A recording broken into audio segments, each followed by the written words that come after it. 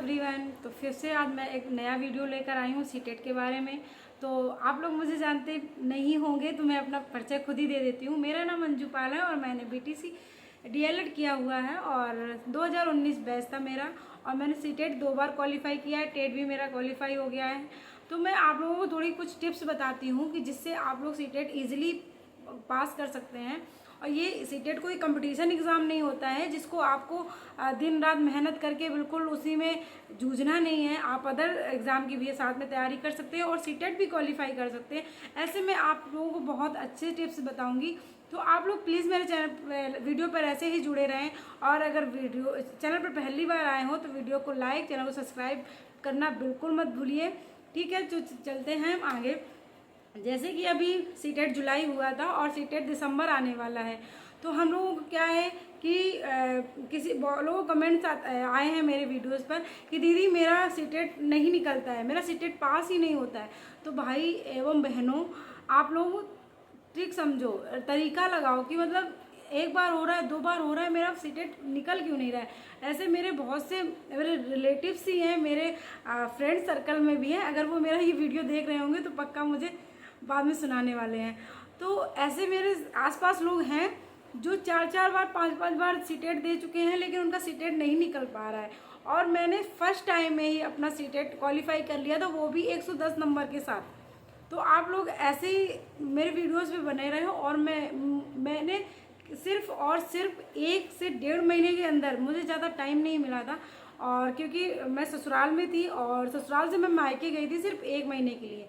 तो वहाँ पर ससुराल में इतनी अच्छी पढ़ाई नहीं हो पाती थी मेरी, और तो मैंने मायके में जाकर पढ़ाई करी है और सिर्फ 1 महीने के अंदर अंदर मैं 110 नंबर लेकर आई हूँ। तो कैसे, हाउ इज़ पॉसिबल। मतलब मैं खुद से सोचती हूँ कि मैंने बहुत अच्छे से चीज़ों को समझा था।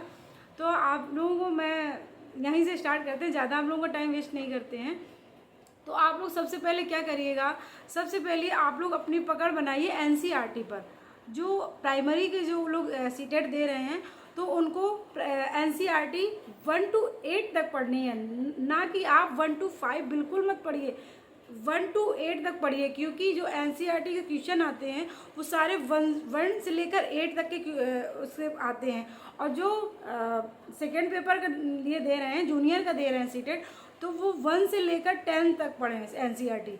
ठीक है, सबसे हमें पकड़ मजबूत बनानी है एनसीईआरटी की। और क्योंकि इसमें जो हमारे अदर सब्जेक्ट रहते हैं ना साथ में, हिंदी और संस्कृत, इंग्लिश भी जो ले लेता है, ईवीएस, मैथ और जितने भी सब्जेक्ट रहते हैं उनमें से 15 से 20 क्वेश्चन एनसीईआरटी से निकल कर आते हैं। ये आप लोग हमेशा याद रखना। और अगर मेरी बात पे भरोसा नहीं है तो आप लोग क्वेश्चन पेपर उठा कर देख लेना कि उसमें 15 से 20 क्वेश्चन तो एनसीईआरटी के आते ही हैं। और जो हमारा दूसरा स्टेप है वो है साइकोलॉजी। तो साइकोलॉजी को हमें सबसे स्ट्रॉन्ग बनाना है, क्योंकि साइकोलॉजी एक तर्क की चीज़ें हैं, वो हमें इतनी पढ़नी नहीं है। उसको जितना भी हम समझ लें उतना ही हमारे लिए सबसे प्लस पॉइंट है कि आप लोग साइकोलॉजी को उसके जो चैप्टर्स वाइज रहते हैं पहले वो आप लोग पढ़ लीजिए।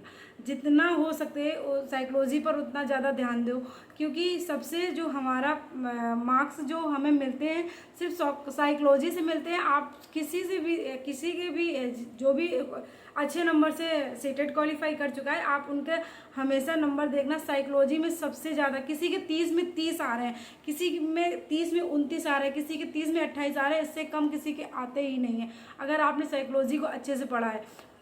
थर्ड पॉइंट है पेडागोजी। पेडागोजी आपको इतना, मतलब पेडागोजी में कुछ पढ़ना नहीं है आपको।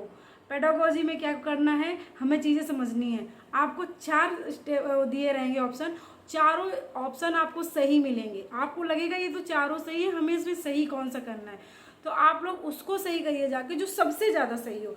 ये सिर्फ हमारे बुद्धि से चीज़ें चलती है, ये तर्क क्षमता पर डिपेंड करती है। पेडागोजी जितनी भी होती है वो तर्क क्षमता पर डिपेंड करती है। ठीक है, अब रही हमारी मैथ तो बेसिक आती है, ज़्यादा हाई मैथ नहीं आती है, बेसिक लेवल की आती है। और उसकी पेडागोजी थोड़ी सी हमें टफ लगती है मेरे अकॉर्डिंग, और मेरा दूसरों का नहीं पता, लेकिन मुझे मैथ की पेडागोजी थोड़ी सी टफ लगी थी तो मैंने उस पर कर आए थे। मेरे मैथ में भी अच्छे मार्क्स, मैं आपको लोगों के सामने ये भी मार्कशीट भी लगा दूंगी।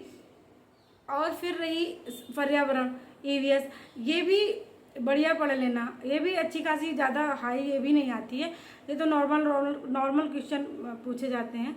और ये लैंग्वेज, दोनों लैंग्वेज हो गई, सिर्फ इतना पढ़ना है। और आप लोगों को पैसे छांटने को रहेंगे लैंग्वेज में, पैसे छांटने की प्रैक्टिस अच्छे से अच्छे करिए।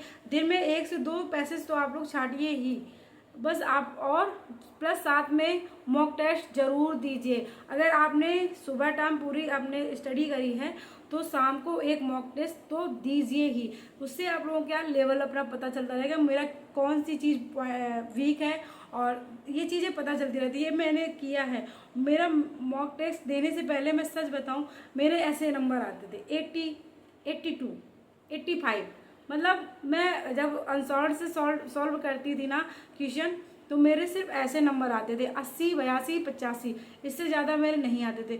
जब से मुझे ज़्यादा समय नहीं मिला, जब से मैंने मॉक टेस्ट लगाना शुरू किया, मेरे नंबर 110, 115, 120 ऐसे बनने लगे। बट मेरा ऑनलाइन वाला एग्ज़ाम था, थोड़ा जो मेरा पेपर था वो थोड़ा टफ आया था। तो आप लोग NCERT जो पर्यावरण है ये पूरा अपना पढ़ लो आराम से, और पेडागोजी भी ध्यान देते रहना, ठीक है।